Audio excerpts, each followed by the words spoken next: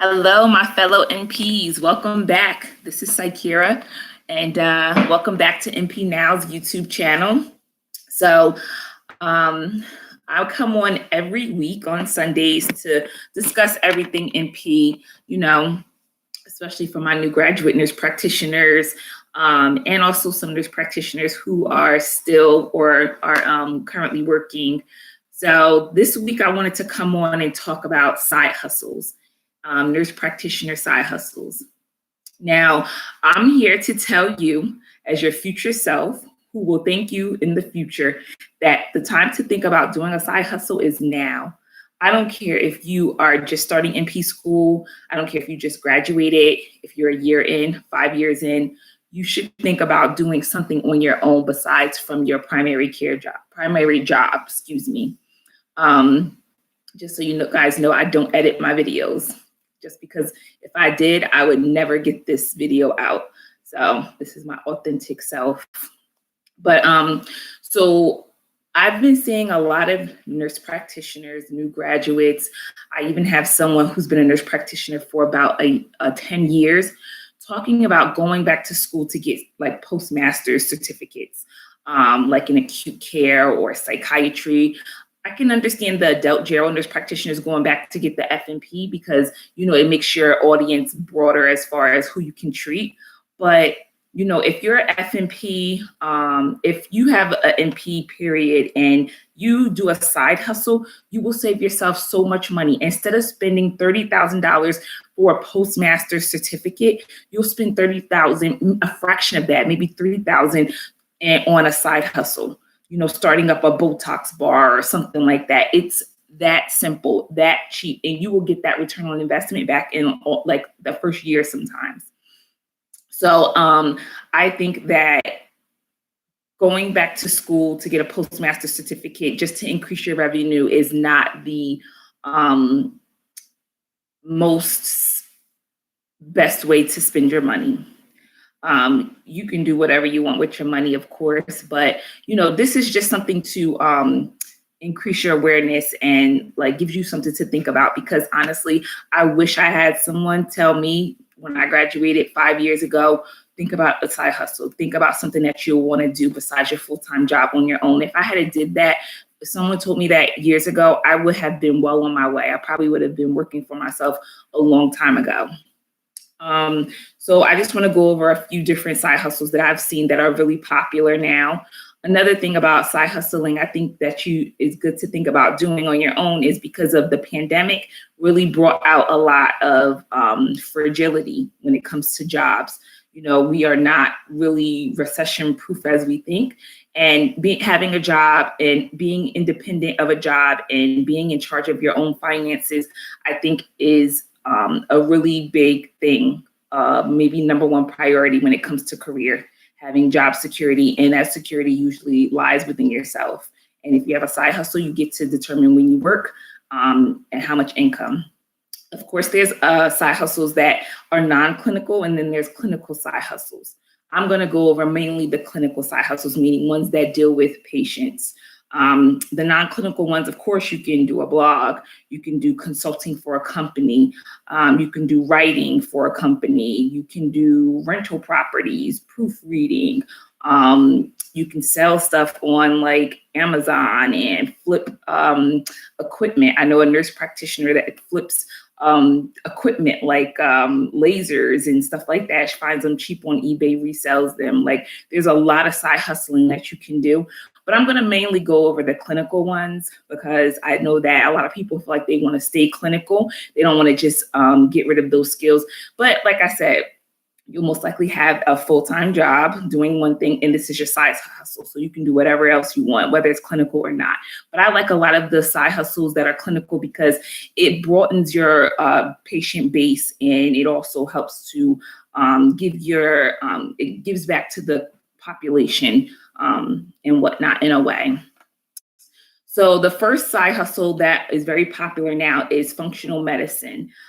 That usually is basically dealing with, honing in on the gut, seeing why, a lot of our problems are manifest from the gut, like if you have skin issues and things like that. So functional medicine is one side hustle. And I see a lot of functional medicines paired with weight loss clinics too. So you can do a functional medicine clinic business and a weight loss clinic on the side. You don't have to have 1 million patients to start off either. You can have 1 or 2 patients, build your way up. By the time you know it, you have a full practice and you could quit your full-time job. So starting small is really good. But functional medicine and weight loss is a really popular side hustle to think about. Botox, fillers, aesthetics, and skincare.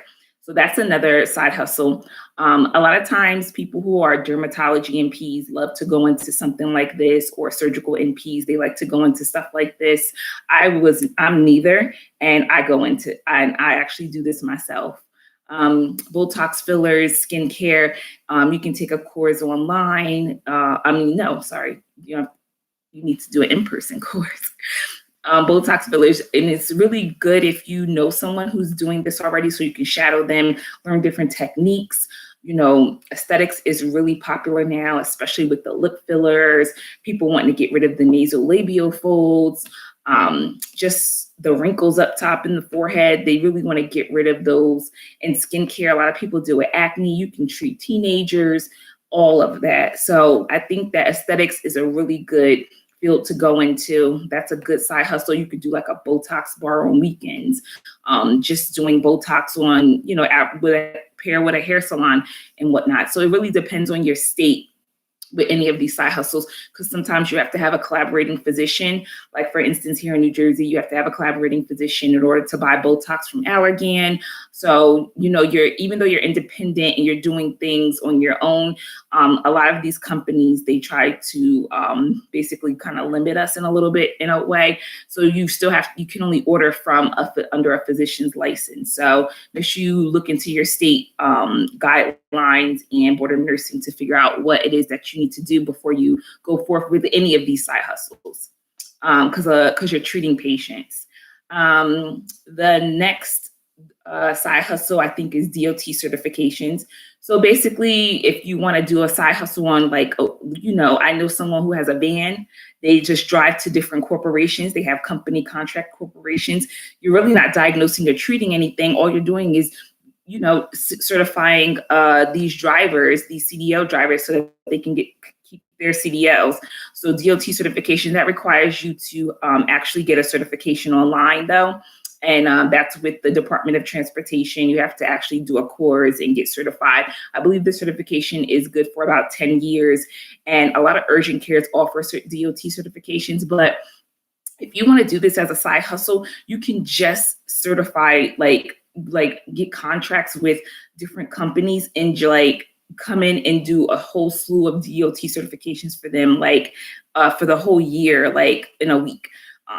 It depends on how much you want to charge per person. You can do a mass account type of discount, but talk with your accountant as far as if that's something you're interested in doing. But DOT certification as a side hustle is a good business. The next one that is very popular is IV hydration. Even as an RN, you can do IV hydration. Basically, patients, they want to feel, they want more energy, they want to sleep better, they want to boost their immune system, especially with the pandemic. They don't want to get sick or anything like that. So IV hydration is a good side hustle, as well as ketamine clinics. Ketamine has been being used for pain. It's been being used for psychological disorders.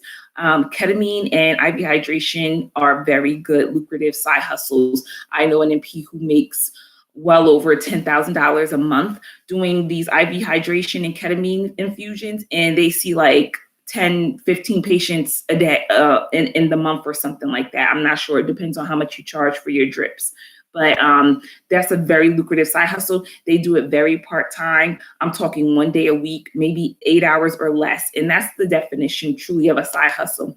You're working your 36 to 40 hours a week, but then you're also doing something on the side, which will take you no more than 10 hours a week to do. And that's how very part-time it can be. Another good side hustle is medical marijuana, certifying patients for medical marijuana cards. This basically, some states make you do a course. There's also marijuana courses that you can take. You can do marijuana certifications and also educating patients on which marijuana to use, because it is your First Amendment right to recommend patients, for medical marijuana.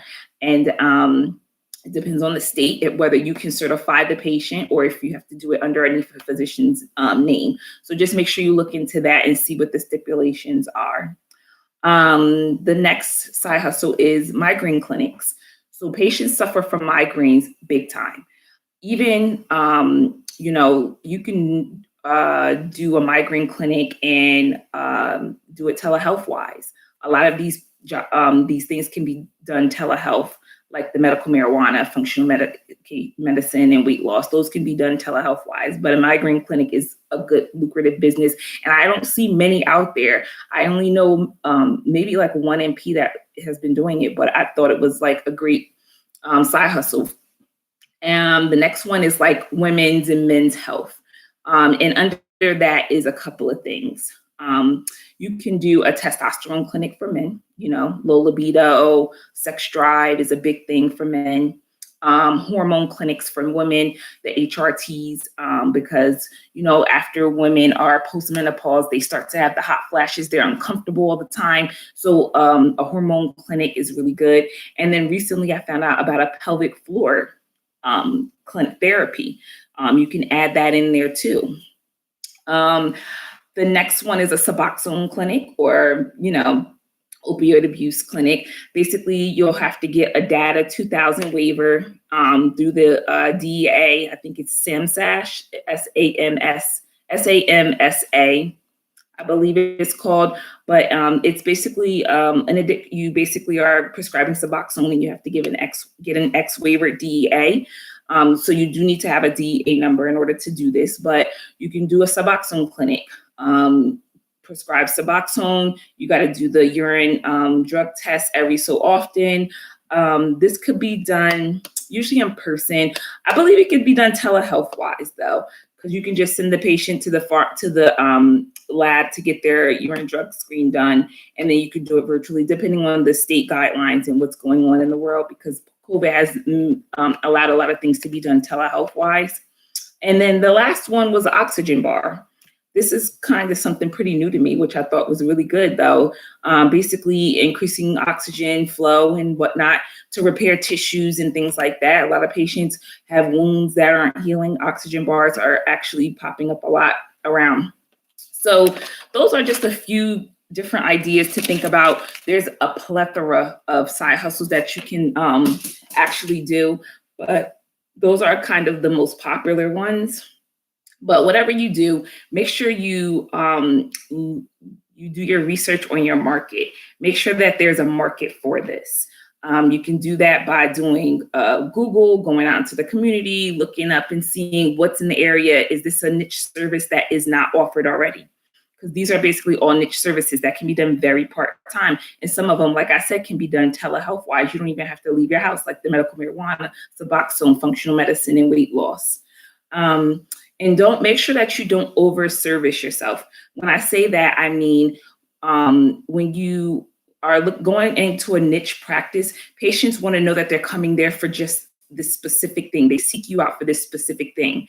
If you offer 15 different things, then they're going to be so overwhelmed. They're going to look at the first 3, 4, or 5 and be like, oh, I don't need this. So for instance, if you are going to be doing aesthetics, I'll give you an example. Actually, my aesthetics practice, I don't offer lasers and all this stuff. I don't offer a lot of things. I offer 5 things. We do Botox, derm filler, microdermabrasions, chemical peels, and UV light therapy. That's it. Patients seek us out for those things and we market those things, and that's it. We do skincare, aesthetics. So make sure that you just are very straight to the point with your service. IV hydration, you offer IV hydration. You may have 15 different types of drips, or maybe 5 types of drips, but you do IV hydration, improve your health, boost your immunity, get better sleep, market that way. So just make sure you market well. And some of these can be done by just doing a simple course. I know that there's a website, elitemp.com. He's great. He has multiple courses. There's a lot of courses that are coming out this year for him. He has a lot of courses to teach you what school didn't teach you. These niche businesses can generate tens of thousands of revenue a year for you, in addition to your full-time job. You don't even have to quit your full-time job to do this, and you're working for yourself. And then just as a caveat, you know, if you're going to be doing these side niches, make sure you speak to your accountant, because at the end of the year, you want to, taxes will be a concern. You may, they may recommend you to form an LLC or a PLLC to work under this side hustle because of tax purposes. So just make sure you speak with your accountant about that.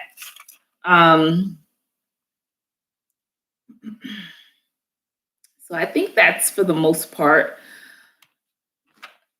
that's it. So if you have a question, drop your question in the comments. I answer my questions all the time. You can also find me on my website, mpnowllc.com, and make sure that you follow us on Instagram at mpnowllc.com, mpnowllc, and also you can find me on Facebook at mpnowllc as well. So thanks for listening, guys. I look forward to next Sunday. Take care.